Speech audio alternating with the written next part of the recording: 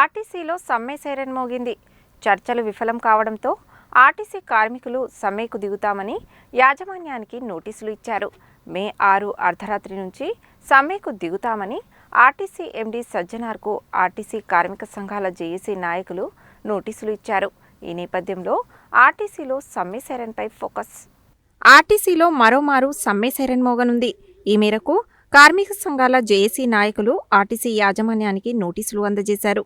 RTC ఉద్యోగులకు నేటి వరకు జీతాలు రాలేదని ఆర్టీసీ జేఏసీ నాయకులు స్పష్టం చేశారు.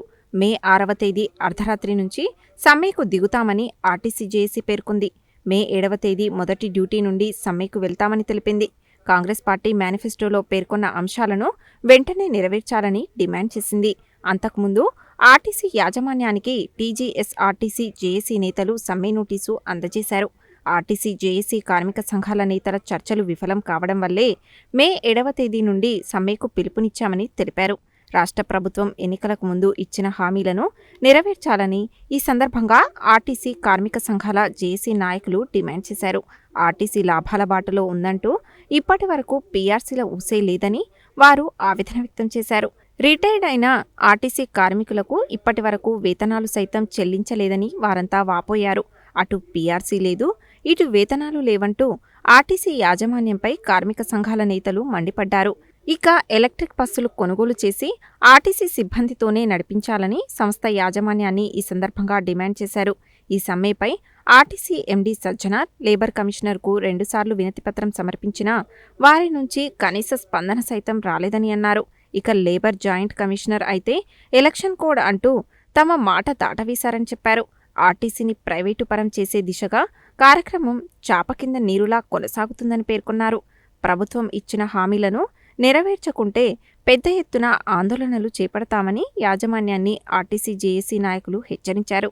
ఆర్టీసీ కార్మికులంతా మే 7 నుంచి ఉధృతంగా సమ్మె బాట పట్టనున్నట్లు ఆర్టీసీ కార్మిక సంఘాల జేఏసీ నాయకులు స్పష్టం చేశారు. సమ్మె చేయాలన్నది తమ ఉద్దేశం కాదని, తప్పని పరిస్థితులలో ఈ నిర్ణయానికి రావాల్సి వచ్చిందని, ఇప్పటికైనా అటు ప్రభుత్వం ఇటు ఆర్టీసీ యాజమాన్యం స్పందించి ఆర్టీసీ జేఏసీ నాయకులతో చర్చలు జరిపి కార్మికుల సమస్యలను పరిష్కారం చేసి సమ్మె విరమింపజేయాలని ఆర్టీసీ సంఘాల జేఏసీ నాయకులు KS Reddy, RTC employees union రాష్ట్ర సహాయ కార్యదర్శి బాసాని వెంకటయ్య తెలిపారు.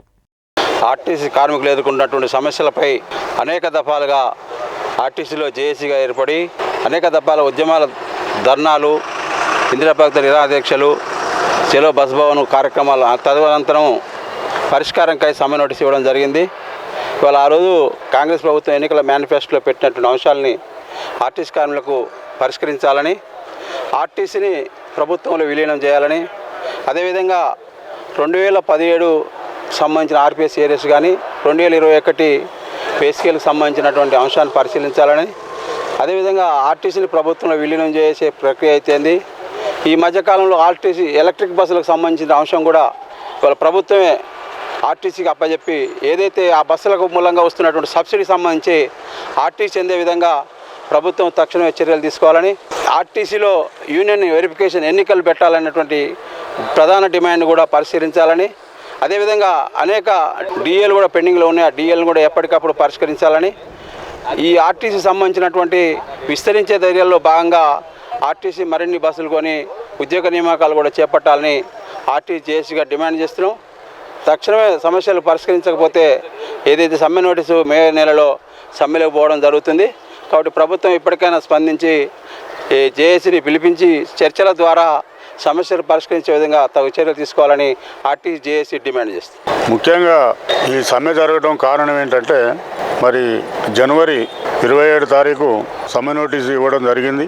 మరి 3 దఫాలు కూడా మరి సమ్మె నోటీసు మళ్ళా అయిపోతూ ఉంటే కూడా ఇవ్వటం జరిగింది. మరి అటు మేనేజ్మెంట్ కానీ ఇటు ప్రభుత్వం కానీ ఎలాంటి చొరవ చూపలేదు. మరి అదేవిధంగా లేబర్ కమిషనర్ 2 సార్లు మరి అటు మేనేజ్మెంట్కు టైం ఇచ్చినా కానీ మేనేజ్మెంట్ రాలేదు. మరి సమ్మె చేయాలని ఏం లేదు.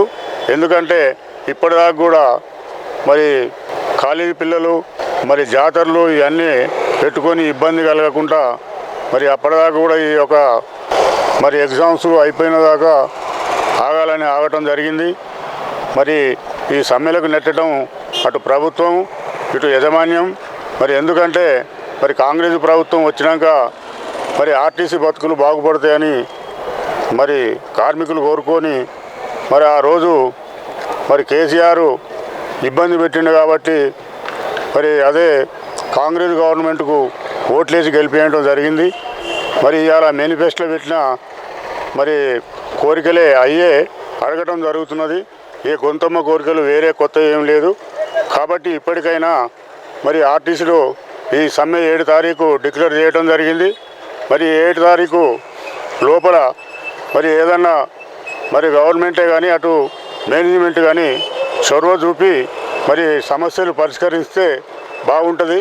లేకపోతే మరి తప్పనిసరి సమ్మెలోకి పోవాల్సి వస్తుంది. కాబట్టి ఇటు ప్రజలకు మరి ఇబ్బంది కలగకుండా మరి వీళ్ళు గవర్నమెంట్ చేయాలి.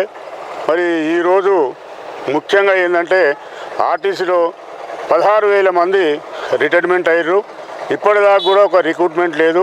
చాలా వరకు స్టీరింగ్ల మీదనే మరి మరణించడం జరుగుతుంది. పనిభారం మరి 8 గంటల పనిభారం పోయి ఇవాళ 14, 15, 16, 18 గంటల దాకా కూడా చేయటం జరుగుతుంది.